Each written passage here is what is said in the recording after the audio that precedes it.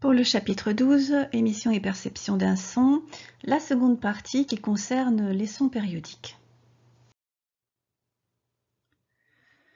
Pour la partie grand 2 des sons particuliers, les sons périodiques, nous allons d'abord nous intéresser à la visualisation d'un signal sonore par sa représentation temporelle. Écoutez bien.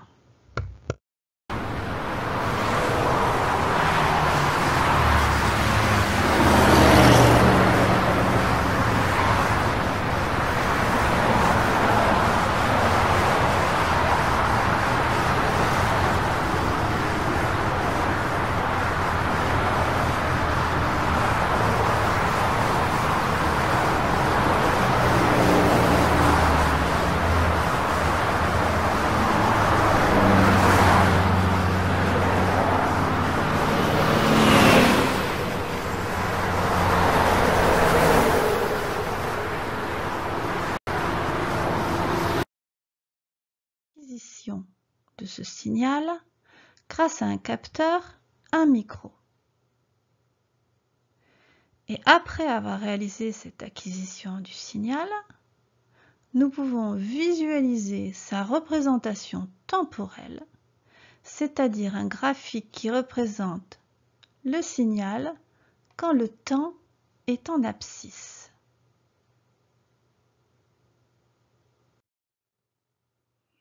Nous allons maintenant définir ce que sont la période et la fréquence d'un signal sonore. À nouveau, écoutez bien. Qu'est-ce que c'est ?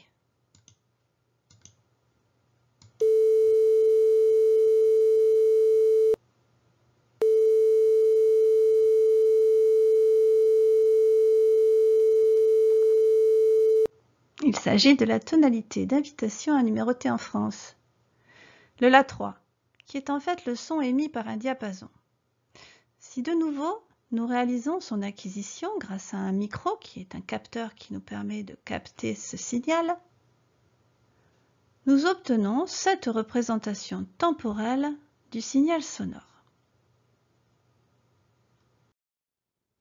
On remarque sur l'enregistrement qu'une portion de courbe surlignée ici en rouge, ici en vert, ici en jaune, se répète à intervalles de temps égaux. Cette portion de courbe qui se répète se nomme un motif. Et donc, la représentation temporelle du La3 émis par un diapason présente la répétition d'un motif élémentaire. On dit qu'elle est périodique. Et je vous propose de représenter un motif sur votre feuille. Vous pouvez simuler cette expérience grâce à l'animation clavier. Vous réglez les sensibilités verticales et horizontales sur 1 volt par division verticalement et 1 milliseconde par division horizontalement pour cette simulation d'un oscilloscope. Et en jouant le La3 pour un signal de forme sinusoïdale, vous pouvez obtenir le résultat suivant.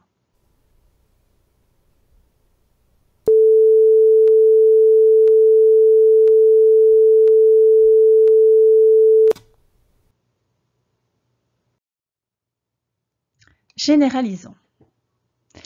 Un signal sonore est périodique si sa représentation temporelle présente la répétition régulière, c'est-à-dire à intervalles de temps constants, d'un motif élémentaire.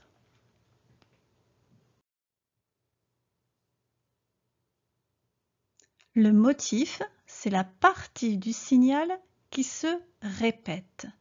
C'est la portion de courbe qui se répète.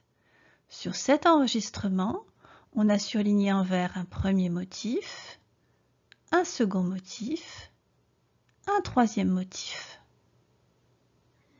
Donc un motif, c'est une portion de courbe, une partie de la représentation temporelle du signal qui se reproduit identiquement à elle-même à intervalles de temps égaux.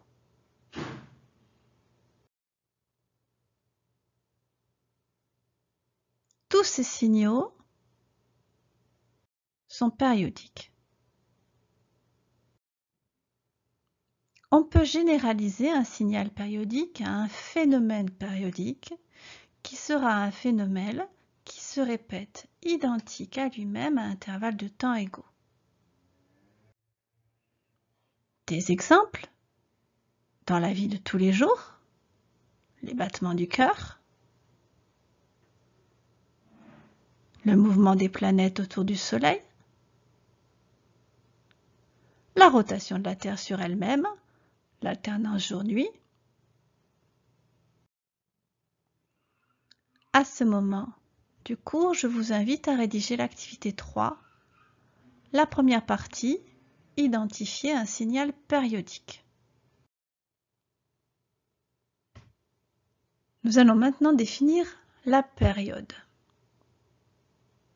On repart d'un enregistrement qui correspond à un signal périodique, c'est-à-dire un enregistrement sur lequel on a pu représenter un motif. Par définition, la période sera la durée d'un motif. Comme c'est une durée, elle va se mesurer sur un axe des temps. Par définition, la période notée grand T majuscule d'un signal sonore périodique correspond à la durée du motif de sa représentation temporelle. Elle se mesure en secondes.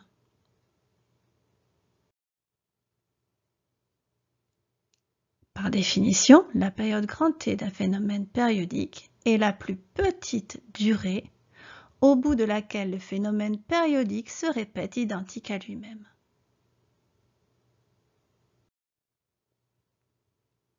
Je vous invite maintenant à traiter la deuxième partie de l'activité 3 qui consiste à identifier un signal périodique et maintenant à indiquer sa période grand T sur le signal. Un point méthode pour obtenir la période à partir d'un graphique. On surligne le motif élémentaire. On relève la date initiale TI où le motif élémentaire débute. On relève la date finale TF où il se termine. On fait la différence des deux pour obtenir la période qui est la durée entre ces deux dates, c'est-à-dire grand T majuscule égale T final moins T initial. Comment varie le nombre de périodes par division quand la fréquence augmente? Pour répondre à cette question, je vous propose d'utiliser l'animation clavier de piano. C'est une simulation, de mettre les réglages comme ils vont être indiqués sur la vidéo que je vais vous montrer et à chaque fois d'observer la fréquence et d'observer le nombre de périodes par division, c'est-à-dire le nombre de périodes par petit carreau. Observons la vidéo de la simulation.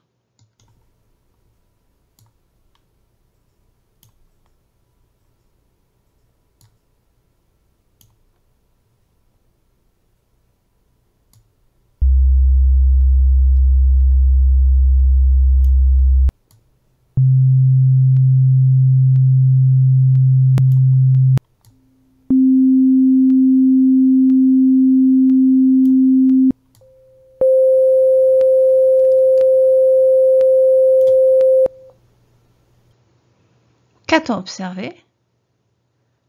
Que plus la fréquence augmente, plus le nombre de périodes par division augmente. Je vous invite maintenant à ce niveau-ci du cours à réaliser l'activité 4 qui est une introduction à la notion de la fréquence notée petit f.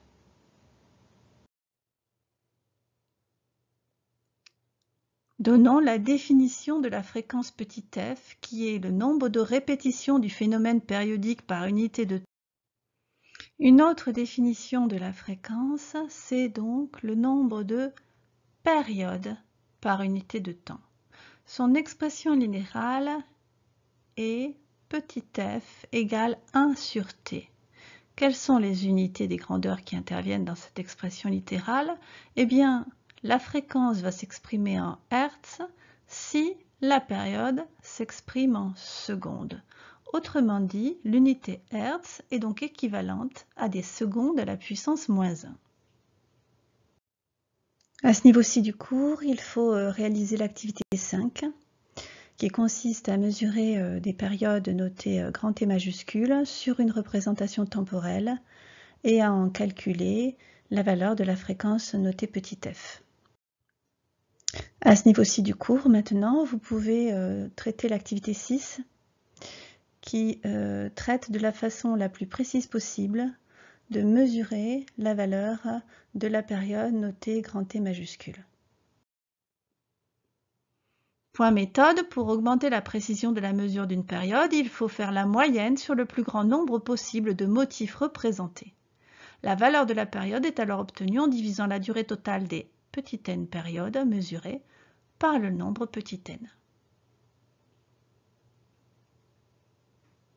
Sur cet enregistrement, on peut mesurer 5 périodes correspondant à 11,3 millisecondes, ce qui nous donne un calcul de la période t égale 11,3 divisé par 5, le tout en millisecondes.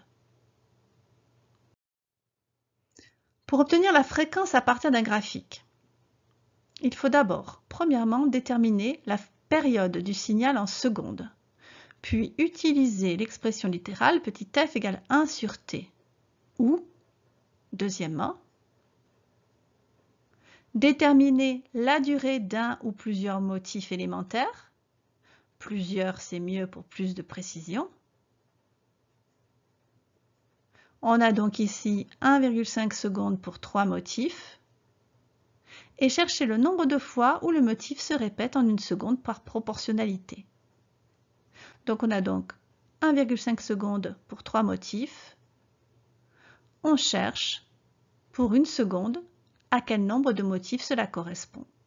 Et on effectue le calcul, la fréquence est égale à 1 fois 3 divisé par 1,5, soit 2,0 Hz.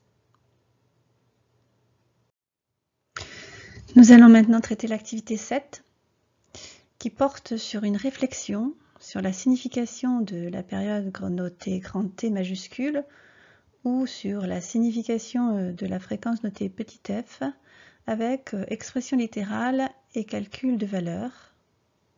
Et nous enchaînons immédiatement après avec l'activité 8 qui porte sur la difficulté de bien différencier le vocabulaire courant du vocabulaire scientifique.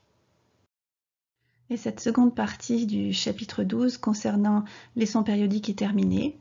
Le chapitre se continue avec la dernière partie.